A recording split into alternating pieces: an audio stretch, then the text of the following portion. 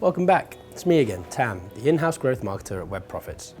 You may remember in my last video I talked about how growth marketing helped us grow our monthly lead volume by 150%.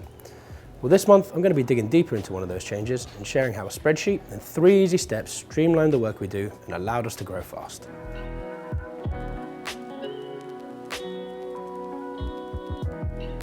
I've worked in a number of fast-growing businesses, and there's been one thing that's consistent in all of them.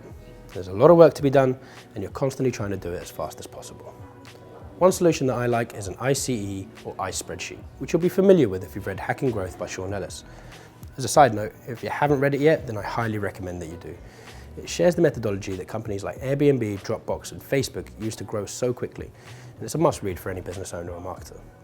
Anyway, getting back to it, an ICE spreadsheet is a simple document that growth teams use to store and evaluate the ideas they work on in order to set a priority for each idea and spend their time where it will get the most value. Let's get into the 3 steps on how to use it. If you haven't already done so, then the first thing to do is to set a goal. Remember, this goal is why you're doing the activities in the first place, so it's important that they actually align. Next thing to do is to document all of the ideas in a spreadsheet, regardless of how big or how small, how good or how bad. And if you're short on ideas, then it's the perfect time to sit down with your team and brainstorm new ones.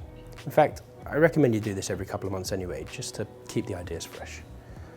Once you've collated all of the ideas, it's time to score and prioritize them based on the ICE criteria.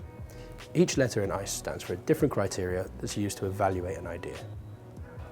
Every idea needs to have an impact towards your goal, and that's what I stands for, impact.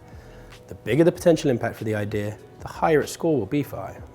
This is important as many ideas are actually good and will get you closer to your goal. But once implemented, you realize that the effect it has on getting you to your goal is relatively small. You need to be confident that your ideas will work. That's why C is for confidence. The more confident you are that your idea will have the desired impact, the higher its C score will be. This ensures that tried and tested methods are prioritized ahead of more experimental ideas. Lastly, we look at how easy the idea is to implement. So, E is for ease. Difficult ideas should still be scored, but the purpose of a growth team is to drive growth fast. So the easier an idea is to implement, the higher its score.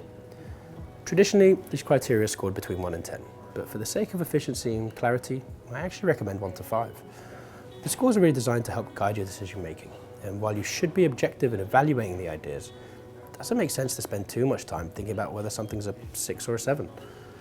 Keeping the score between 1 and 5 allows for faster decision making, which is why we're doing this in the first place. Once each criteria has been scored, you add them up to get a total score out of 15. The higher the score, the more priority that task should have. Low scoring tasks should still be done when you get round to them, but only when the higher scoring tasks are depleted.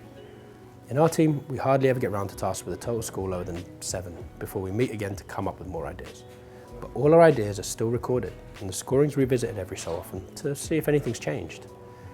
Implementing an ICE sheet in your growth team will give you 2 key benefits. Firstly, the focus and direction it brings should help you reach your goal a lot faster. And secondly, it will give you some headspace by not having to worry about what to work on next.